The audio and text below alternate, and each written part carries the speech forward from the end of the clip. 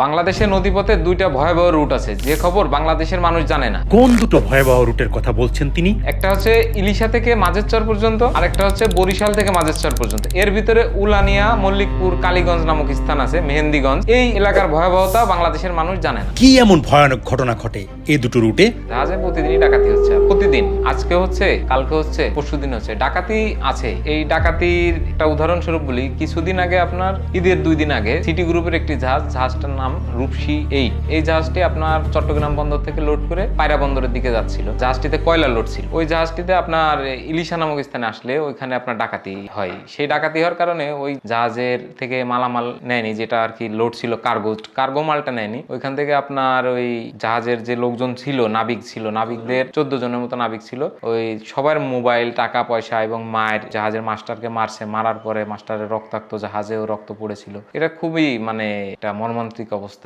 বাস্তবে না দেখলে বুঝবেন না এত খারাপ অবস্থা ওখানের যে ডাকাত। আমরা যে জাহাজগুলোকে ইন্ডিয়ান জাহাজ বলি, আসলে এটা ইন্ডিয়ান জাহাজ না, বাংলাদেশি জাহাজ। এই জাহাজগুলো ইন্ডিয়া থেকে যখন আসে, আপনার বরিশাল থেকে কালীগঞ্জ হয়ে ঢাকা আসে। আসার পথে এখানে ডাকাতে আবার চট্টগ্রাম রুটের যে জাহাজগুলো আছে, এইগুলো আপনার ডাকাতি হয়। এগুলো আপনার ওই একই রুট। ওই ইলিশা থেকে যখন আপনার ঢাকা পর্যন্ত আসে, মাঝেরচর পর্যন্ত যে স্থানটা, এই পর্যন্ত আপনার ডাকাতি। আর এরা আসলে ডাকাত বলতে কি, এরা আপনার এলাকার স্থানীয় জেলে বললেও ভুল হবে না। এরা ওই জেলের অভিনয় করে থাকে।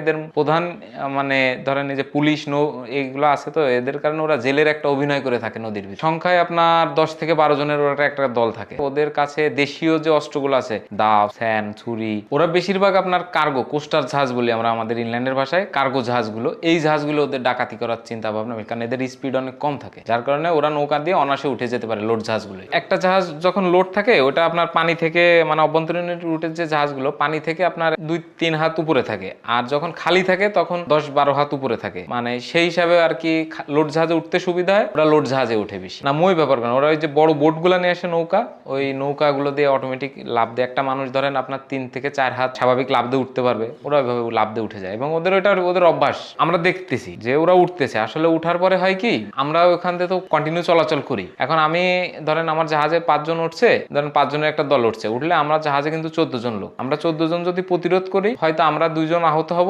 ওরা 4-5 জন আহত হবে। পরবর্তীতে হবে কি, আমরা যখন আবার ওখান থেকে যাবো, তখন কিন্তু এই যে কোনো বাহিনী থাকবে না, তখন আমরা এই পানিতে, তখন ওই আমাদেরকে ওরা আবার আক্রমণ করবে। এবং ওরা জানে রাখবে যে আমরা কখন আসতেছি, কি করছি। ওদের তো আবার অনেক বড় নেটওয়ার্ক থাকে, ওরা ওই নেটওয়ার্কের মাধ্যমে খোঁজ পাবে যে অমুক জাহাজ আসতেছে, আজকে লাইনে চলতেছে, চট্টগ্রাম থেকে আসতেছে অথবা ঢাকা থেকে যাচ্ছে। এইগুলোর উপর নির্ভর করে আছে আপনার ওরা আবার ওইটা ডাকাতি সংগঠিত করবে ওই জাহাজ। এবং তখন ওই জাহাজের লোকজন হয়তো বা কেউ বেঁচে থাকবে না। যেটা যতদূর শুনেছি, এই যে আপনার কর্ণফুলী 5 নামে একটা জাহাজ ছিল, ওই জাহাজে 5 জন লোক মেরে ফেলছিল এক জায়গায়। এই যে আপনার কিছুদিন আগেও আপনার চট্টগ্রামে ওই কুতুবদিয়ার আগে ওইখানে মাস্টার পিয়াস কাজীর যে জাহাজটা ছিল, উনার নিজের জাহাজে ডাকাতি হয়েছে। উনি নিজে পর্যন্ত আহত হয়েছে। ওনার রুমে ঢুকছে, দাও, ছুরি ওনার গলায় ধরছে, ধরার সাথে উনি সবকিছু দিয়ে দিয়েছে, এমন একবারে A to Z। ওনার জাহাজের আপনার ভাতের যে হাড়িটা পর্যন্ত ডাকাত নিয়ে গেছে, গ্যাসের বোতল, গ্যাসের চুলা, এগুলা নিয়ে গেছে ডাকাত। এই রুটটা হচ্ছে আপনার ইলিশা, ভোলা ইলিশা থেকে শরীয়তপুরে যে মাঝেরচর পর্যন্ত, এই এলাকা চাঁদপুরের আগ পর্যন্ত, এই পর্যন্ত একটা ডাকাতির একটা এলাকা। আবার বরিশাল থেকে, এটা চট্টগ্রাম থেকে যদি আপনি আসেন, যদি আপনি বরিশাল থেকে আসেন, হুজুরের বাড়ি মানে চরমোনাই পার হওয়ার পরে ওইখান থেকে আপনার এই মাঝেরচর পর্যন্ত, আপনার এর ভিতরে উলানিয়া আছে, কালীগঞ্জ আছে, মেহেন্দিগঞ্জ আছে, এই এরিয়ার ভিতর।